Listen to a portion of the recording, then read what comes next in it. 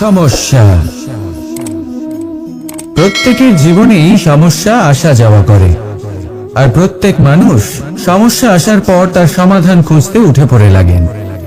কিন্তু যখনই সমস্যার সমাধান হয়ে যায়, আমরা সুপ্রসন্ন হয়ে যাই এবং অসাবধান হয়ে যাই।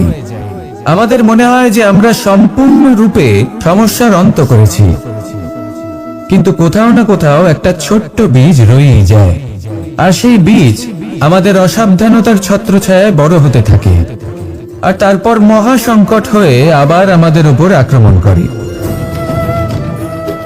এই সংকট যে কোনো রূপে আসতে পারে, কোনো শত্রুর রূপেও আসতে পারে, বা কোনো মহামারীর রূপেও আসতে পারে। সেই জন্য সবসময় সাবধান থাকাই উচিত, কারণ অসাবধান হলে কি হয়, আমাদের সুরক্ষা চক্রে একটা ছেদ উৎপন্ন হয়, আর আমাদের শেষ করতে পারে এমন এক বাণ সেই ছেদ বিন্দু হয়ে আমাদের হৃদয়ে প্রবেশ করতে পারে।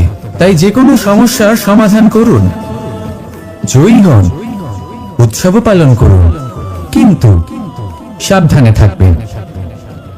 আসুন আর আমার সাথে ভালোবেসে বলুন, রাধা রাধা।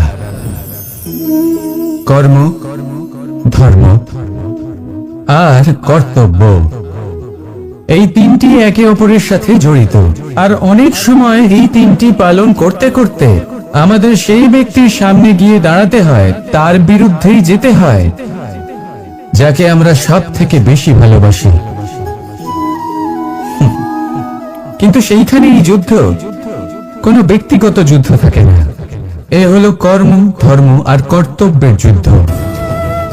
এটা সরল নয়, অত্যন্ত কঠিন হয় তার সম্মুখীন হওয়া যাকে আমরা সব থেকে বেশি সম্মান করি। কিন্তু আমাদের তো আমাদের ধর্মের পথে চলতেই হবে, কারণ আমরা কর্মবদ্ধ, কর্তব্যবদ্ধ, আর এটাই করা উচিত। শুধু এটুকু মনে রাখবেন, যদি আপনার উদ্দেশ্য শুভ হয়, আপনার ভাবনা শুভ হয়, আপনি যদি কর্ম, ধর্ম আর কর্তব্যের পথে অগ্রসর হন, তাহলে এই প্রক্রিয়াতে যদি আপনাকে আপনার আরাধ্যেরও সামনে দাঁড়াতে হয়, তাহলেও আপনার কোনো ক্ষতি হবে না। তাহলে আসুন আর আমার সাথে ভালোবেসে বলুন, রাধা রাধা।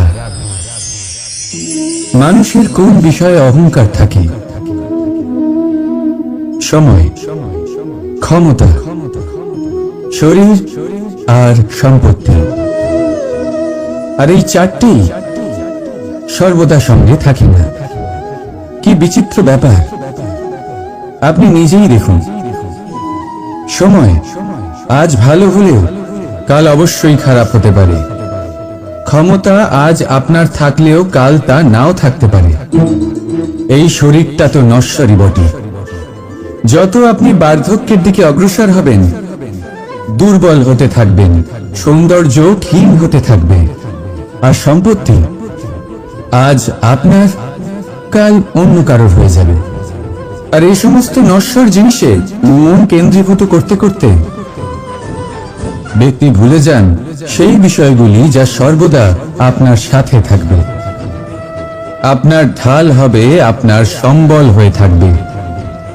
আর তা হল আপনার স্বভাব, বুদ্ধি, সৎসঙ্গ আর খাঁটি সম্পর্ক। নিজের স্বভাব শীতল রাখুন, কর্মে বুদ্ধির পরিচয় দিন, সর্বদা ভালো মানুষের সাথে সময় কাটান, আর খাঁটি সম্পর্ক সর্বদা পালন করুন।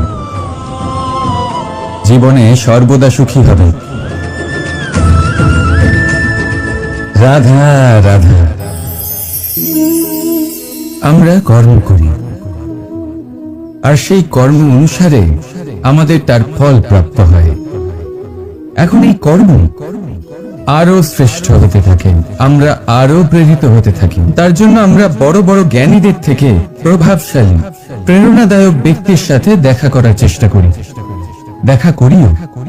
নিজের কর্মের বিষয়ে বিচার করি, আলোচনা করি, তাই তো? কারণ আমাদের কাজ দেখে তাতে বিশেষ মতামত সামনে থাকা ব্যক্তিই দিতে পারে। কিন্তু এই পুরো চক্রতে সংসারের সব থেকে গুরুত্বপূর্ণ ব্যক্তির সাথে কথা বলতে আমরা ভুলেই যাই।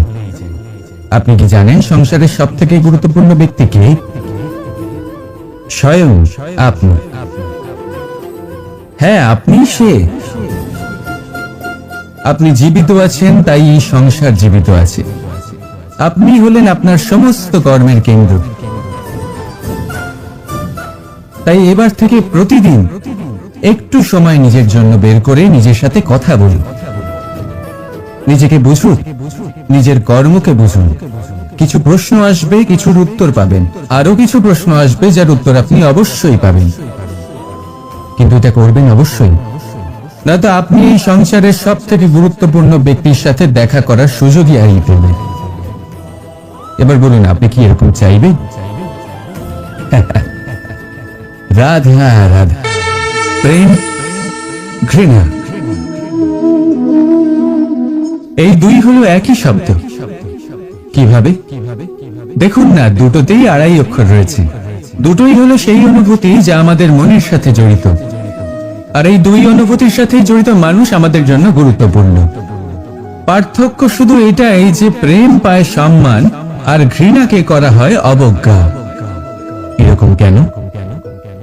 কারণ প্রেম হলো সেই অনুভূতি যেখানে মানুষ সবকিছু দিয়ে দিতে চায়, সবকিছু লুটিয়ে দিতে চায়। সেখানে ঘৃণা হলো এমন অনুভূতি যেখানে মানুষ সবকিছু কেড়ে নিতে চায়, সবকিছু জিতে নিতে চায়। তাও প্রেমের অনুভূতি কখনো আপনাকে হারতে দেয় না, আর ঘৃণার অনুভূতি কখনো আপনাকে জিততে দেয় না। এবার কি করবেন আপনি? একটাই জীবন। ঘৃণার সাথে বাঁচবেন নাকি প্রেমের সাথে? আমি তো প্রেমকেই চয়ন করব। রাধা রাধা। পাওয়া এবং হারিয়ে ফেলা, এই দুই হলো জীবনের অভিন্ন অঙ্গ। আমরা যেমন কিছু পেয়ে থাকি, তেমন কিছু হারিয়েও থাকি।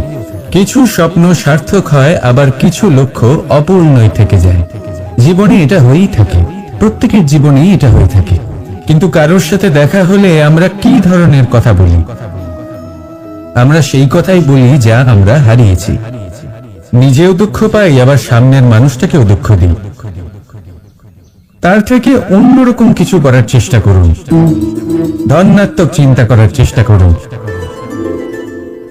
মন সেদিকেই দিন। স্মরণ শুধুমাত্র তাকেই করুন, গুরুত্ব তাকেই দিন যিনি আপনার কাছে রয়েছেন।